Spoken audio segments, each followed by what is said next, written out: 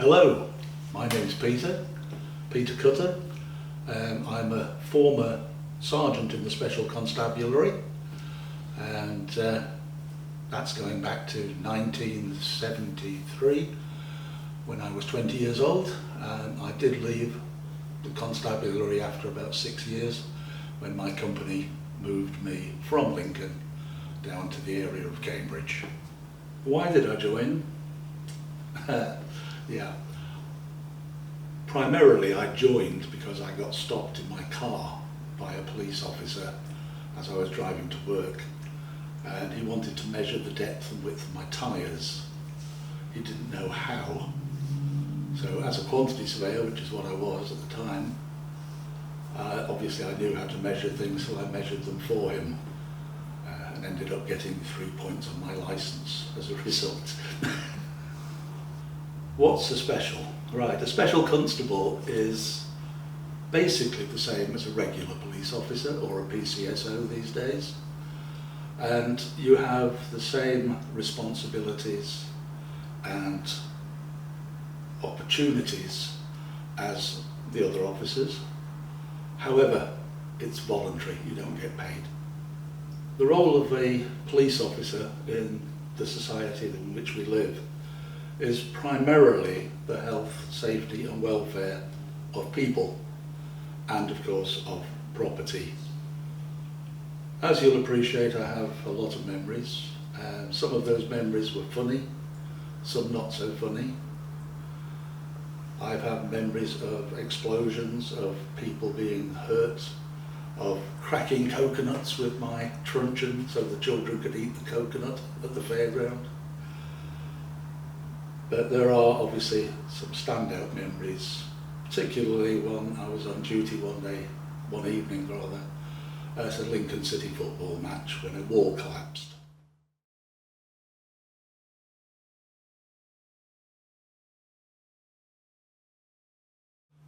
The memory is that Lincoln City were playing against Stoke, and Lincoln City went on and scored the second goal against Stoke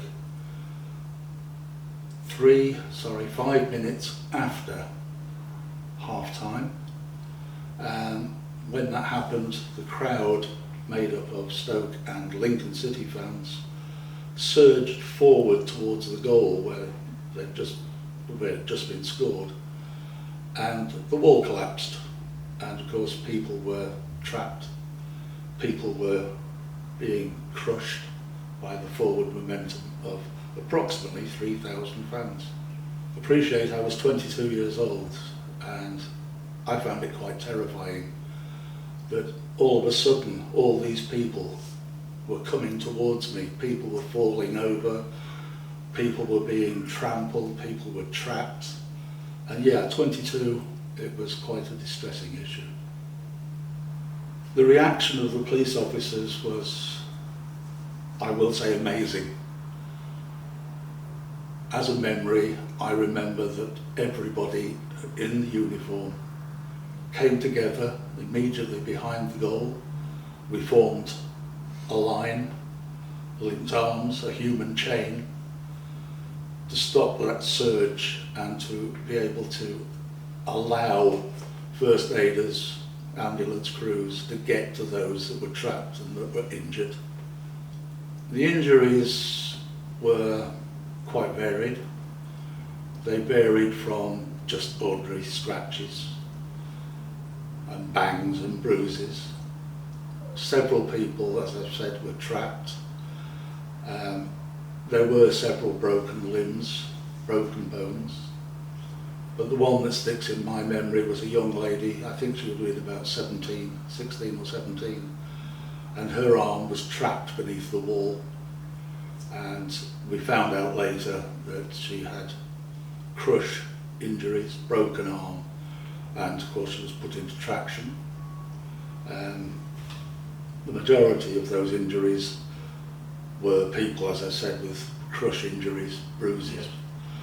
They all went to hospital, all were checked out, and as far as I could recall, the only person kept in hospital was that one particular young lady. What's brought it to mind very recently has been the very recent broadcast of a programme called Annie on the television, and that is following the Hillsborough disaster and issues that occurred after that.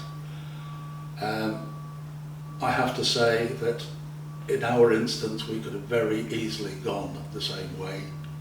We could have had injuries that could have been fatal, but due to the very rapid response of the police force that were on duty on that particular day, we were able to stop the surge of that crowd and therefore avoid any fatal injuries or further crush injuries that could have caused, obviously, impediment to the crowd that were there, mainly young people, of course.